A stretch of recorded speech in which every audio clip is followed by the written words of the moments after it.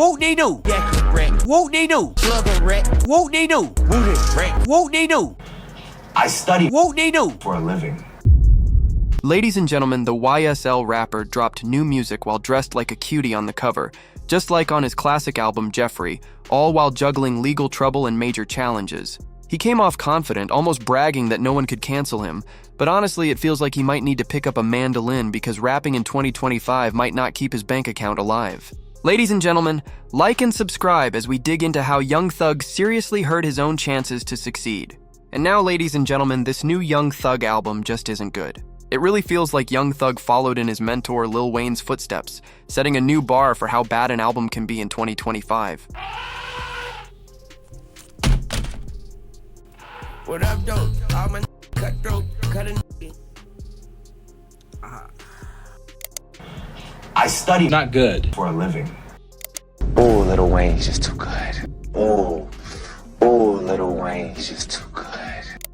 When you look at the facts and analyze Young Thug's moves over the last 10 years and everything he has faced in the past 5, it really seemed like everything was lined up for him to become one of the biggest artists of this generation. He inspired your favorite rapper's favorite rapper, introduced some of today's biggest artists to the game, and even went to war with the state of Georgia for his freedom, facing decades behind bars and the risk of losing not just his career, but his life. Against all odds, he came out on top and lived to tell the story.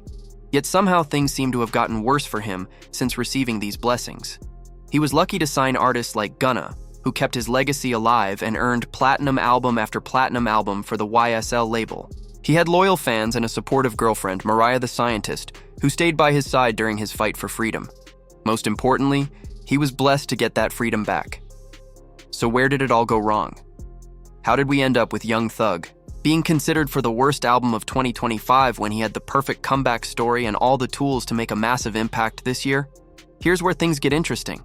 If there's one thing Young Thug has always been good at, it's thriving under pressure. He entered the game with the odds against him, first being dismissed as just a Lil Wayne copy, but Young Thug eventually shook off the clone label by trolling Wayne and beating him at his own game. Birdman, the owner of Cash Money Records, who also owns half of the profits of Lil Wayne's Young Money label, home to Drake, Nicki Minaj, and Tyga, noticed Thug early on. Together, they created the iconic Rich Gang Collective and dropped the classic hit Lifestyle in 2014. At this time, Young Thug was rising under Birdman's wing, just like Wayne once did, even calling Lil Wayne his favorite artist and saying he would rather work with Wayne than Michael Jackson. So Young Thug, who should we look forward to you working with, do music, any mixtapes when they come out? What can we expect in 2011? Wayne, Young Money. I'm working with him. You are right now? No. Are you going to? You're going to. Yeah, Young Money. I'm coming. It's a shame he never got the chance to work with both of them, but he did get the opportunity to collaborate with Elton John. John, like, he a fan. The first thing he ever said when I met him was, when WAP get out. When what? When Gucci? Yeah. When that said WAP. Damn. He said Guap. No, he didn't, man. Stop playing. And while Elton John was worried about Gucci Mane getting out of jail, Young Thug was focused on when he could start making music with Lil Wayne again. He had just connected with Birdman, Lil Wayne's mentor. So it felt like only a matter of time before Birdman would introduce his son Wayne to his grandson Young Thug. At that point, Lil Wayne was preparing to release the long-awaited 5th installment of his legendary Carter series, The Carter V.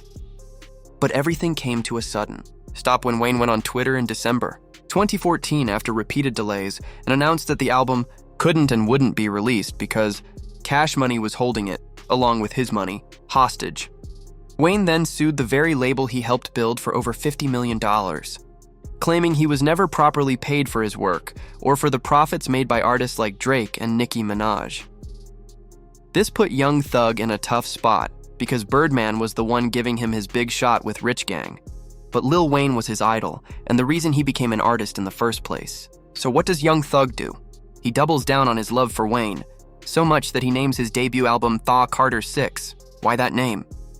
Young Thug explained that Wayne had always said the Carter 5 would be his last Carter album, so Thug was simply picking up Carter 6. Yeah. Nah, your shit is Carter also? Yeah. You and Lil Wayne is coming out, or explain that to me. Nah, I just feel like I'm that big. Wow. Cause he feel like after the Carter's fine, he ain't gonna make no more music. Cause he feel like can't nobody make no music like that. Carter. But after Lil Wayne sued Birdman, Young Thug slightly changed his approach and said that since Wayne was taking so long to release Thaw Carter 5, he would just drop Thaw Carter 6 first. People did not take this well at all. This was before the days of Tekashi 6999, Lil Pump, or Bunk Gang, before trolling rappers became normal, and Young Thug was one of the first artists to play that lane. He trolled Lil Wayne almost daily, bragging about being signed to Birdman, Wayne's daddy, while Wayne was locked in a very public battle with Cash Money. And while Wayne's music was being held hostage, Young Thug was free to use Wayne's own legendary album title for his debut Can't name the mixtape Carter 6 cause he trying to sue. Just like some big old blood, so I'm going Barter 6 on the way. But it didn't stop there. After Lil Wayne threatened to sue Young Thug, Thug changed the title from Thaw Carter 6 to Barter 6. And to make an even bigger statement, he posted, I understand that there's only one mother Carter you need. I want y'all to do me a favor. If y'all ever have Rich Gang or whoever it is in this motherfucker, y'all let them know I said fuck. Also, before I go any further, I want y'all to do me a favor and stop listening to songs that post naked on their motherfucker now. And if that's not an FU to Lil Wayne, I don't know what is. Wayne was very clear. Don't name your album after my iconic album series, and especially don't release it under the same label I'm suing for stealing my profits. To make things worse, Young Thug named his album Thaw Carter 6 and posed naked on the cover, almost mocking the very concept Wayne had built his entire career on. Wayne made sure everyone knew there was only one Mother Carter that mattered, telling fans to stop supporting anyone who disrespected his legacy. In Birdman's eyes, Young Thug seemed almost destined to be Wayne's replacement, someone with the same hunger, talent, and potential as a young Wayne, keeping Cash Money's formula alive. For context, Lil Wayne himself once did something similar. Back in the day, he was part of the Hot Boys with Juvenile, BG, and Turk.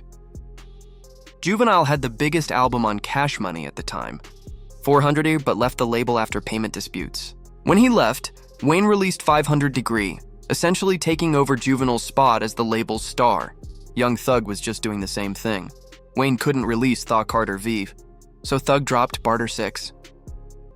But because the entire world was siding with Wayne during this beef, Thug had to pull off the impossible. He had to make a great album. And he did. I'd even argue that as much as I love the Carter V, Barter 6 might be more influential and have better replay value in 2025. That was Young Thug's superpower for years, even when people didn't like him, even when he was beefing with artists like Kevin Gates. The Game, Lil Wayne, and even Rich Homie Quan, he still made undeniable music. He had Bloods and Crips backing him, and The Game even admitted he wouldn't fight Thug because he didn't want problems with his crew. There was plenty of internet trash talk and drama that would soon play an important role in this story. But aside from all the beefing, trolling, wearing dresses, and calling his friends hubby, yes, really, Young Thug kept people's attention. And speaking of attention, a lot of you have been telling me you've been winning free money playing mobile games. So let me put you onto something that sounds almost too good to be true.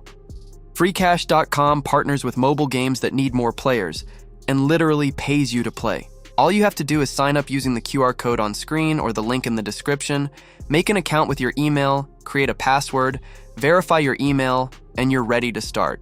They've got tons of games, but my favorite is Monopoly Go because we're always on the go trying to make some money. Once you make an account, you just pick the game you want to play and follow the simple directions they give you. Usually just download the game and start playing. So it's about time you put that phone addiction to good use. Again, use the QR code on the screen or the link in the description, make an account, and you could earn over $150 just for playing games on your phone. Anyway, Young Thug eventually tuned out all the controversy by dropping incredible, influential music that shaped the Atlanta trap sound for the next decade. We had never heard anything quite like Young Thug before, which made him so captivating and magnetic. But this story would soon take a dark turn when the beef escalated while Wayne and Thug were on tour. Ironically, on the very day Barter 6 dropped, Young Thug was performing in Lil Wayne's hometown of Holly Grove, New Orleans, while Wayne was performing in Thug's hometown of Atlanta that same night. Thug ended up getting booed off the stage in Holly Grove, but Wayne would suffer a much worse fate. That night, Wayne reportedly got into some kind of argument with one of Young Thug's associates, Pee Wee Roscoe, at the Atlanta venue. This led to Pee Wee Roscoe allegedly shooting up Lil Wayne's tour bus, a crime that would land him nearly a decade behind bars.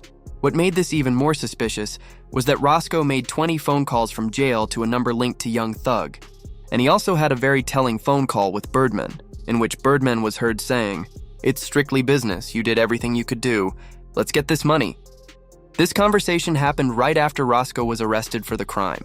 Years later, in 2023, interrogation footage leaked showing Young Thug being questioned by police about the incident back in 2015, and now that footage is being used against him in 2025. The police wanted to know his connection to Pee Wee Roscoe and if he knew anything about the shooting.